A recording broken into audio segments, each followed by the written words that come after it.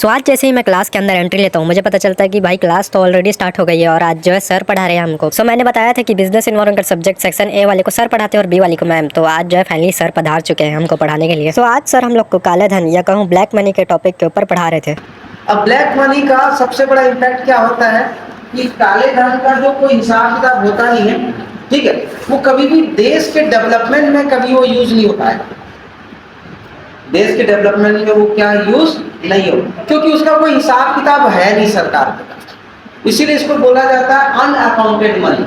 मतलब पैसे की जो असमानता है वो इतनी ज्यादा है कि कुछ ही लोग अमीर हैं और बहुत ज्यादा लोग क्या है, गरीब। सो बिजनेस इन्वायरमेंट पढ़ने के बाद अब आ जाते हैं गुप्ता सर बिजनेस मैथ्स पढ़ाने। सो अभी तो शुरू हम लोग ने पढ़ना शुरू किया तो भाई मेरे को तो मैथ्स पढ़ने में सॉल्व करने में क्वेश्चन वगैरह मजा आ रहा है, लेकिन आगे चल के ये मजा कहीं सजा में मत बदल जाए। सो इसके बाद एक दो और क्लास होती है हमारी, उसके बाद मैं घर की ओर निकल जाता हूँ। सो कॉलेज से घर पहुंचने के बाद बहुत जोरों की भूख लग रही थी तो भाई अपन भोजन करने बैठ जाते हैं। सो खाना वाना खाने के बाद मैं ये क्या देखता हूँ, हम लोग के घर पधार जाती है मनचली। सो गाइस इसको भूख लगता है तभी हम लोग के घर आ जाती है म्याऊं म्याऊं करते हुए। सो घर आ ही गई है तो भाई मैं अपने बाटे का इसको बिस्किट निकाल के दे देता हूँ खाने का।